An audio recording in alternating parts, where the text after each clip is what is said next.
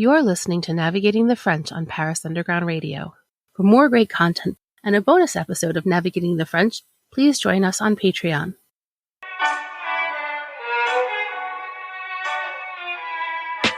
Hello, and welcome to Navigating the French, the podcast where each episode we take a look at a French word and try and see what it tells us about French culture. I'm your host, Emily Monaco. Today, I'm joined by Marie DeGross, a tour guide specialized as much in pastry as she is in the history of the military and first responders in France. She's here to discuss a word that bridges that gap, used at once to describe custardy creme brulee, and the fires that make the Paris Fire Brigade such an essential resource in Paris. Welcome, Marie. I am so excited to have you on the podcast. For our listeners, could you give us a little bit of info about who you are and what you're doing here in France? Sure. My name is Marie DeGross. It will be 12 years on April 28th of this year that I've been in Paris. I am American. I'm also a dual citizen, so I'm American and Italian. Initially came here as a marketing executive, and then I made a transition into tourism, specifically food tourism and group travel in 2015, which is where you and I met. And I thank you for that, Emily. So my primary activity is still food tour guiding as well as group tour guiding. However, I had a long-term project, which was very long time ago, that I wanted to work for the Red Cross and I wanted to do volunteer work for them. I came to Paris, and especially when I transferred into being a tour guide, I said, okay, I still want to do that. However, I want to be trained by the best, and I wanted to pursue a certification. So in September of 2022, I pursued a certification in secourisme, so in volunteer emergency services. The certification I have is usually what people have in the workplace. Eventually, what I'm going to do is I have to do another training with the protection civile, and then I will be able to do what they call garde. And so that's volunteering, and you would be with the SAMU, or you would be with the sapeurs-pompiers. And you take care of like the interventions when the sapeurs-pompiers are busy or the SAMU is busy or they need a break. So that's kind of a passion of mine that has developed outside of tour guiding, but is indeed related and skills that I have used recently. And my goal, even when I came to France, was I wanted to be trained by the best. So I wanted to be trained by the Paris firefighters, in which I did, which is quite rare. Yeah. And I mean, it's such an awesome, skill set to have in your wheelhouse. It also grants you, some really great expertise to sort of talk a little bit about the cultural differences between what a fire department does, is responsible for, is asked to do in the United States, in France, and then in Paris specifically, because as you said, you want to be trained by the very best, and the Paris Fire Department stands out from other French fire departments in a couple of ways. So I was wondering if, first off, you could sort of explain to us what makes the Paris Fire Department so special, both in terms of, within the context of French fire departments, and also what makes both of those different from American fire departments. Sure. I think that first we need to go back in history, but I do want to put a disclaimer that I am not a spokesperson for the BSPP, for the Brigade des Sapeurs-Pompiers de Paris. I am somebody who actually has been for a long time very interested in military history, which is why we need to go back in history to set up why they're different.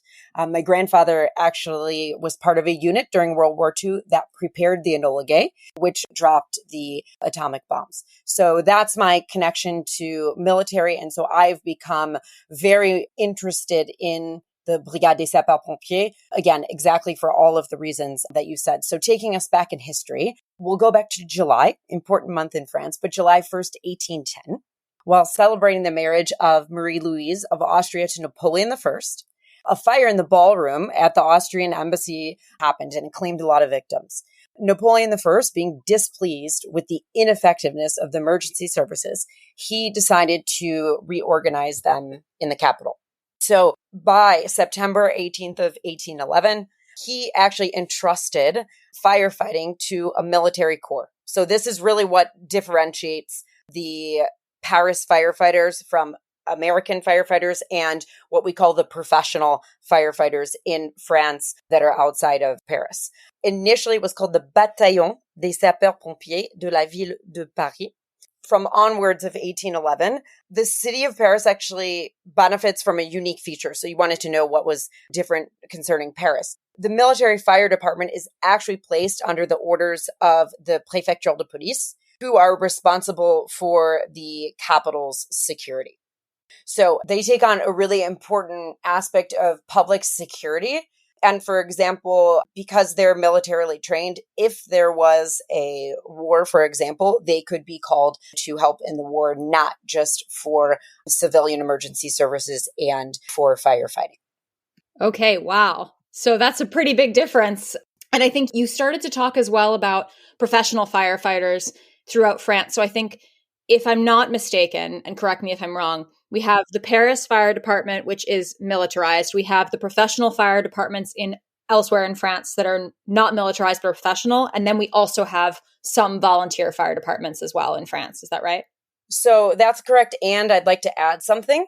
You can have a detachment of the Brigade des sapeurs-pompiers de Paris, which is the case in Biscarrosse. So we're not just protecting the Parisians in the outskirts of Paris, but there is actually detachments in France, and Biscarrosse is on the Atlantic near Bordeaux, and they're responsible for protecting the areas around that city. Okay, got it.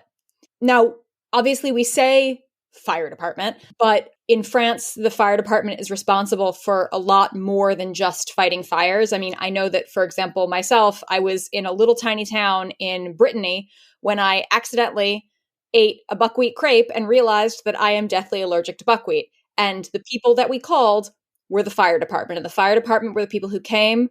They are the people who went and fetched the country doctor in the ambulance with me. And they're the ones who took me to the closest hospital, which was an hour away. So obviously, my story is essentially to share that we call the fire department when we need an ambulance, but we also call the fire department for other things. So can you tell me a little bit, sort of, what are the things that French people would expect to rely on the fire department for in addition to fighting fires?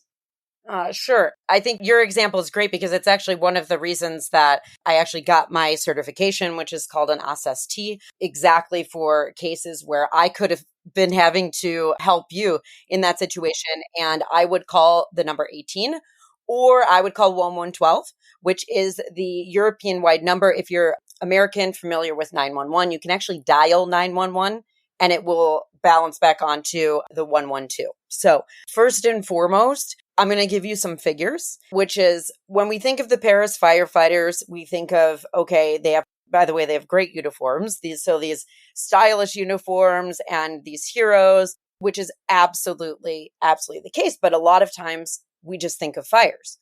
If you look at 2023, there were 495,397 interventions. 15,546 of those were fires. So what are the rest of those?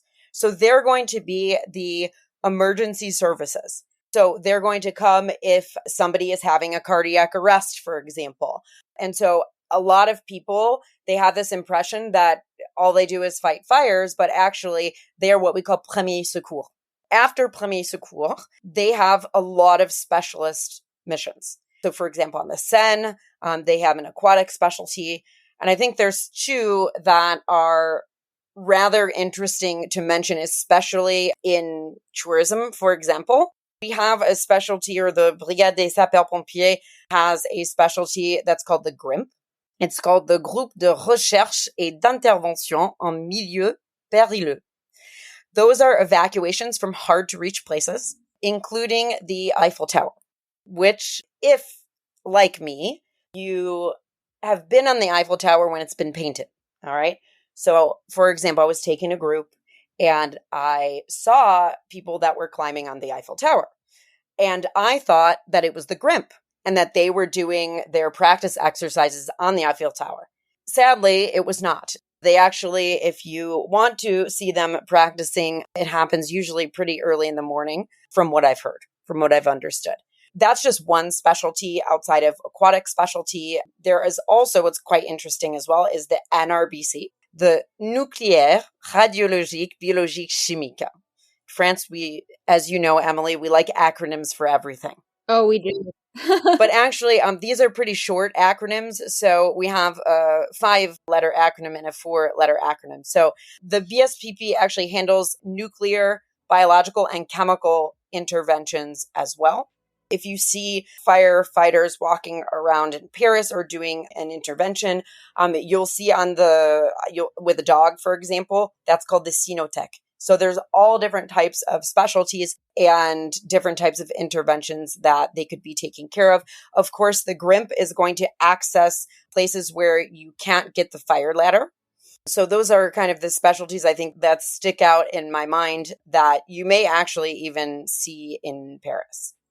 Now, you mentioned the uniforms, and this sort of helps me springboard into the slightly more fun side of the fire department. Now, it might sound odd to talk about the fun side of the fire department, but I think a lot of the time when we think about the pompiers and the pompiers de Paris, there are a couple of more amusing or tantalizing things that we think of. Notably, there is a yearly calendar that comes out, and you'll get people standing, really usually quite adorable firefighters standing on street corners selling the calendar. Could you tell me a little bit about sort of the more fun traditions that surround the Parisian fire department? You know, I think the BSPP gets this reputation, and it's a worldwide reputation, and individuals tend to think of that first, right? Mm-hmm. And I think it's, and that's part of, doing this podcast is to really highlight the history and, what they truly do. So yes, there are these, fun elements, but what I like is to communicate very much first and foremost about, what they do. So as far as the elements are concerned, there's actually 2 calendars. Oh, so the first calendar is highlighting actually the work of the BSPP each year. Those calendars are what you said, actually are distributed in the streets of Paris in usually the beginning of December through about the 3rd week of December. So if you want to have one, a lot of people think, oh, okay, this is the sexy calendar. It's not the sexy calendar. They are not selling a sexy calendar in public. It is, again, just highlighting their work over the year. Now, they are quote unquote selling them. It is very much a donation. So if you want to get one, you actually donate an amount that is up to you. It could be €5, €10, €50. And so what does that donation go to? It goes to another acronym. So it goes to Les Œuvres Sociales des Pompiers de Paris, the ADOSSPP. So yeah. That's one to remember, right? Yeah, exactly. Yeah. I think the 4-letter and the 5-letter, so the GRIMP and the NRBC are a little bit easier to remember. Yeah. But those donations actually go and they directly benefit these heroes, fallen heroes, and their family. So that's kind of something that should be first line in terms of what they do. So I'm really sorry, ladies, for those of you who get really excited about that. It really is going to actually a great cause. So then, there is what some people might call the sexy pompier calendar. Mm-hmm. Again, falsely thought to be distributed in public. It's actually produced each year by a photographer named Fred Goudon. And you'll have to actually purchase it in a store like BHV, which is a department store, or Fnac, which is similar, for example, to Best Buy, but they offer many more products than Best Buy would in the States. So you'll have to purchase it. It's somewhere around 18, 19, 20 euros. And it's actually much larger than the calendar that is distributed in the streets. So yes, there are individuals that are selected for that. They actually have to quote unquote apply. However, the selection criteria, I tried to do research on this. It's kind of like the Michelin stars. No one really knows how it happens. Potentially, they're not allowed to disclose that. But, well, those are the 2 different ones. But some people might call the fun one the sexy calendar. And it, from what I've understood, it doesn't go to the association that has many letters as an acronym that we'll probably forget after about 5 minutes. So basically, if you want the sexy calendar, you should buy 2 firefighter calendars. You should buy the one where your donation goes to the firefighters, and then you can have a sexy calendar as an aside. If you would like, if that's your jam. If you're enjoying this podcast, you may enjoy our sister podcast, City of Muses. Each week, join City of Muses host Jennifer Garrity as she sits down with contemporary artists, dancers, and performers to explore what inspires them, where their ideas come from, and how Paris has helped or hindered their dreams come true. Inspiration and creativity meet in Paris, the City of Muses. Check out City of Muses now, available wherever you listen to podcasts. Navigating the French will be right back after a word from our sponsors. And now, back to Navigating the French.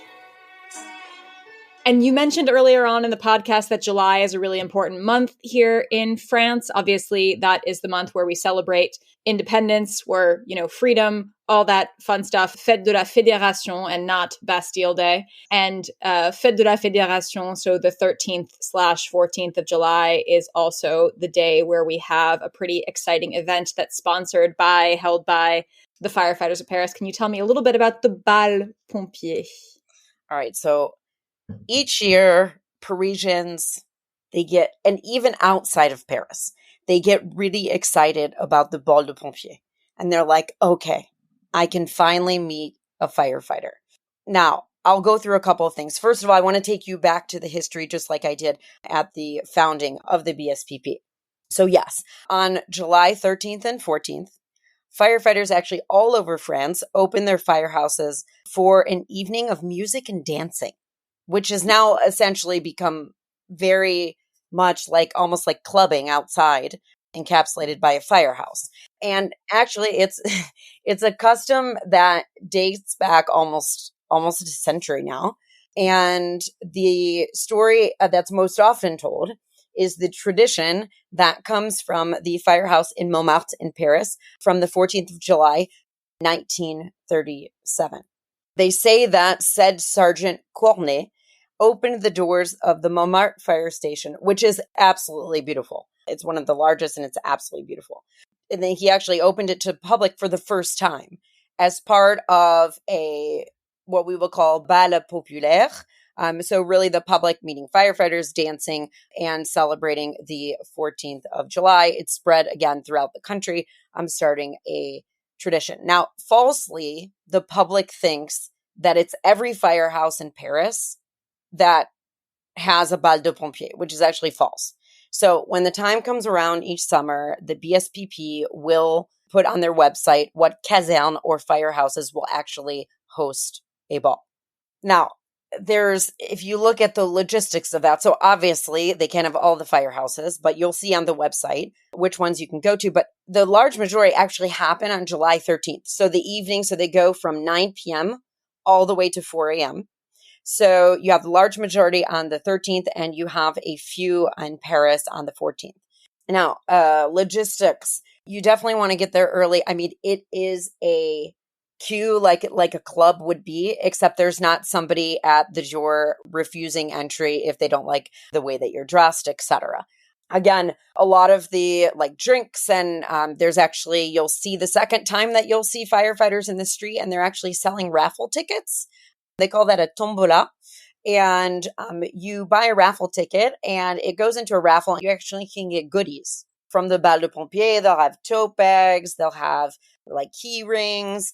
So that is the second time that you'll see the pompier in the street if you don't have the opportunity or are not interested in doing the queue in front of them. So it's a little bit of a strategy. Go early. The later that you go, the more crowded it obviously gets. So it's very much something that Parisians go to. I would definitely, I would not say that it's exclusively girls trying to go and hitting on firefighters. People get excited about firefighters, but it can be also a group of friends just enjoying dancing. And there's some really great music and they bring in some really great DJs. And sometimes actually the DJs are even firefighters themselves that have experience in that. I've seen that one time. Don't quote me for that being the rule. It might also be like a friend of somebody in the BSPP, but just know that the music is really great. So it's turned out to be something of a party that we would not have seen. Maybe it was a little bit more charming in 1937, but it's definitely something that friends can go to and they can enjoy that. And really, it can go quite late. So if you want to look again at the operational strategy, what people don't know a lot is that on the 14th of July, in different sites in Paris, different military corps are actually there to meet the public.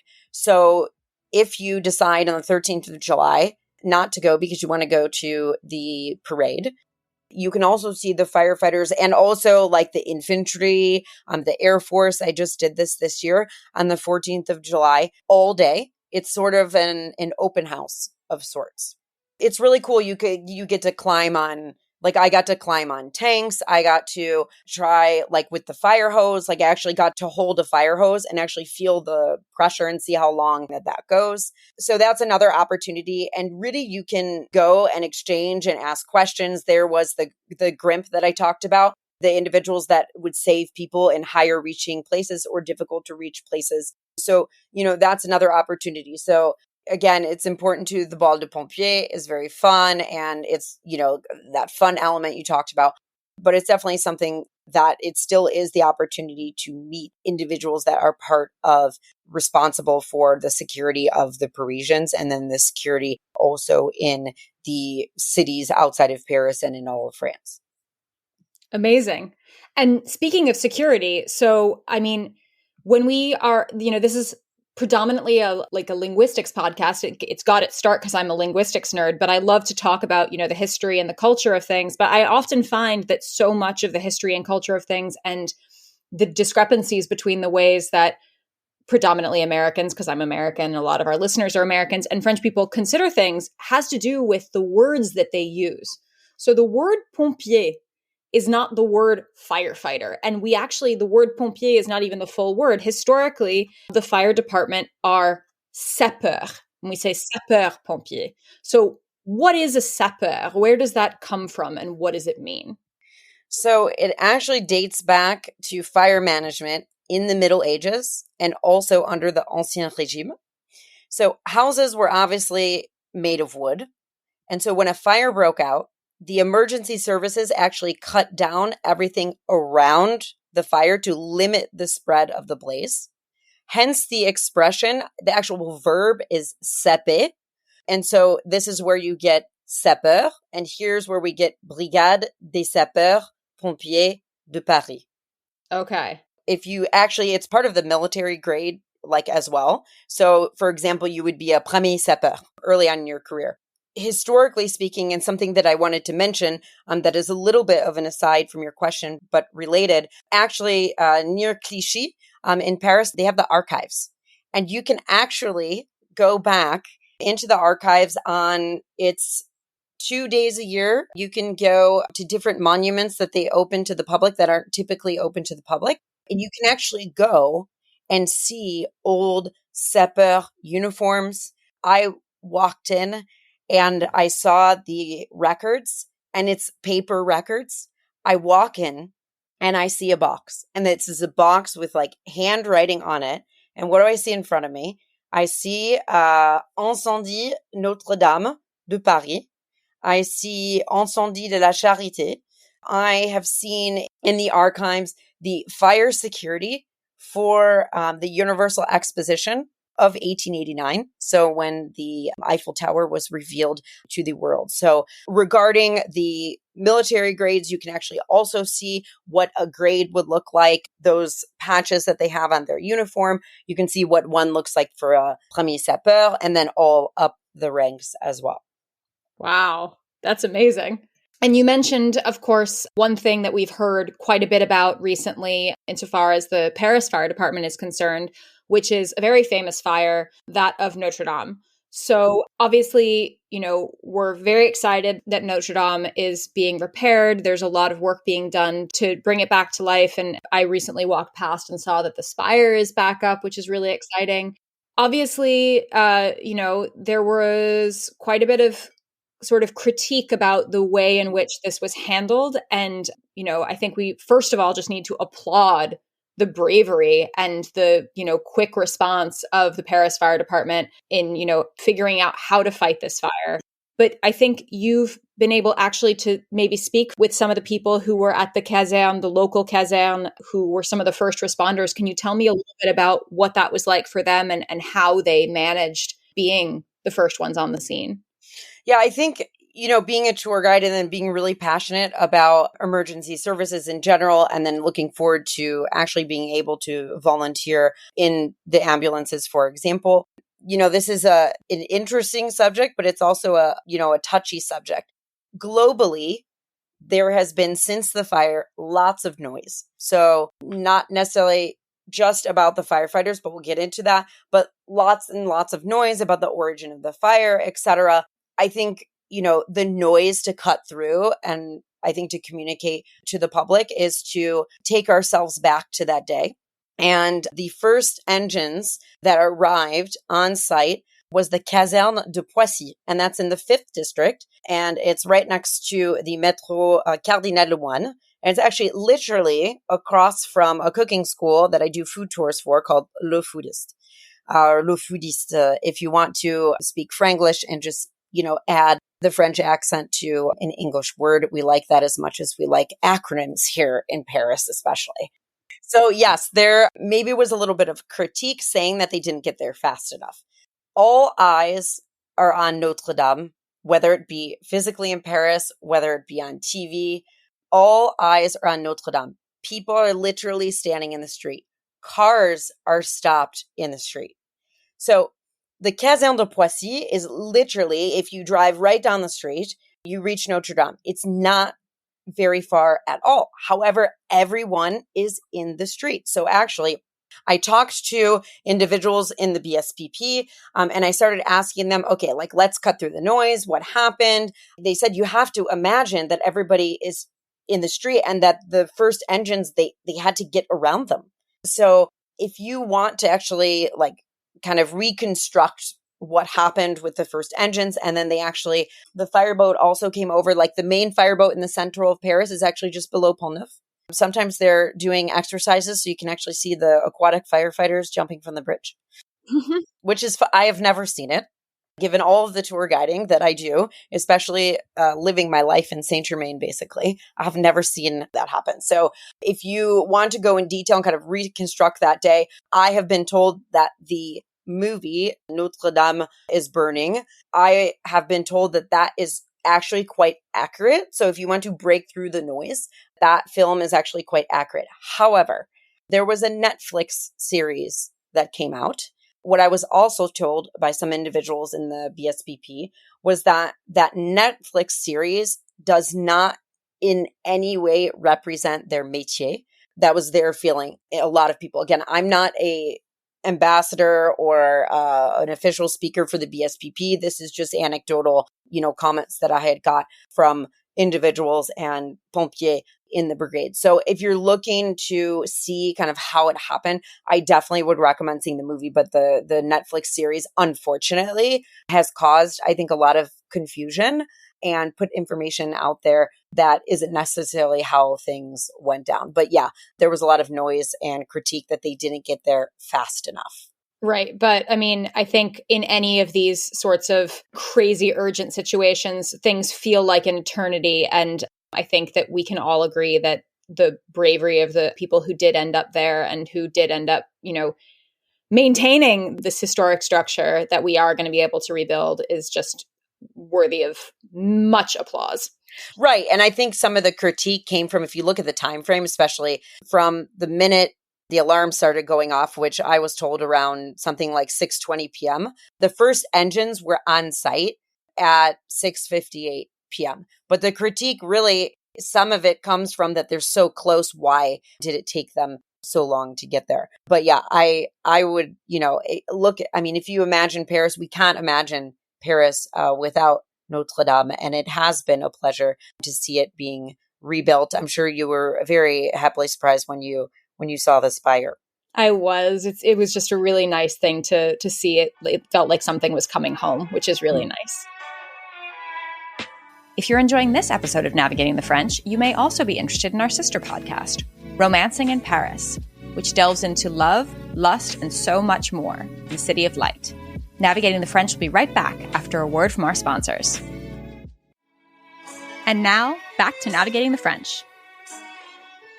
One thing is very, very clear from having had this conversation with you is that you're excellent at, doing research, really drawing difference between the anecdotes and the reality. And I think that's what makes it such a pleasure to go on a tour with you, which is my way of saying, listeners, if you've enjoyed hearing Marie talk about the Pompier as much as I have, then I have no doubt you will absolutely love her guided tours.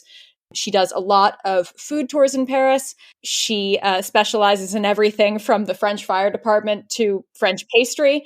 And she always knows how to make things fun. So if you're traveling with any little ones who, need a little bit of extra entertainment with their information, Marie is your person to talk to. If someone wants to book a tour with you, Marie, where can they find you? The best thing to do would be to send me a message on Instagram. So it is a little bit complicated. Mille merci, Marie. If you wanted to get in touch with me, the best way to do that would be via private message on Instagram. There's one thing that you did mention. I would say that I am an aspiring researcher of the brigade's history, as well as other military corps in France, but I'm very much an aspiring, not a historian, but one day what I would like to do from a tour perspective is actually to educate the public about the Brigade de Sapeurs-Pompiers de Paris and actually have a specialist in Notre Dame and the fire actually tell the history of the firefighters and then tell the history of Notre Dame as well as the fire and its rebuilding. But we'll have to wait a little bit until the rebuilding is done. Well, we very much look forward to that. And I'm going to be American about it and make things easy for all you listeners. I'm going to put a link to Marie's Instagram in the show notes. So if you need to reach her, you can find her there. And you can also be sure and follow her on Instagram as well. And, I know what I want to know, Marie. Yes. After 12 years here. What is your favorite word in French? My favorite word is bien sûr, because there's so many ways to say bien sûr. So if, for example, bien sûr would represent like an exclamation point in certain sentences. So we might say, I'm like, oh yeah, sure, I'll do that for you, exclamation point in American English. And we might say, bien sûr, like that. But we might also use it in a way like, okay, I'll do that. Like, I'm really happy to do that for you. But also in another way, where it's like obvious, like what I've said is obvious. So it would be like, bien sûr. So yeah, I really like that word. And also it's a 2-part word. Basically, there's a space in between it, but I do like accents. And so when I'm writing emails, I come from I went to the Sorbonne. So I like that word as well because there's an accent circonflexe on the U. It feels very French. It feels very French. So yes, be on the lookout for the many facets of bien sûr. Amazing. I love that. Thank you so much for joining me today, Marie. It's always a pleasure. And, keep on doing the good work of researching and telling the stories of these Parisian heroes. Yes. And go to the archives. It was absolutely amazing. Go to the archives on the Journée de Patrimoine. Yeah, sign up for that. Go there because otherwise you can't. And you can go sit in old fire engines and look in old ambulances and see paper records and the uniforms. So yeah, thank you so much, Emily. Thank you, Marie. Super special experience. Thanks for that recommendation. This has been Navigating the French. You can find more from me, Emily Monaco, at Emily_in_France on Twitter and Instagram. This podcast is produced by Paris Underground Radio. To listen to other episodes of this podcast or to discover more podcasts like it, please visit parisundergroundradio.com. Thanks for listening, and à bientôt. This episode of Navigating the French was produced by Jennifer Garrity for Paris Underground Radio. For more great content, join us on Patreon at patreon.com/Paris Underground Radio.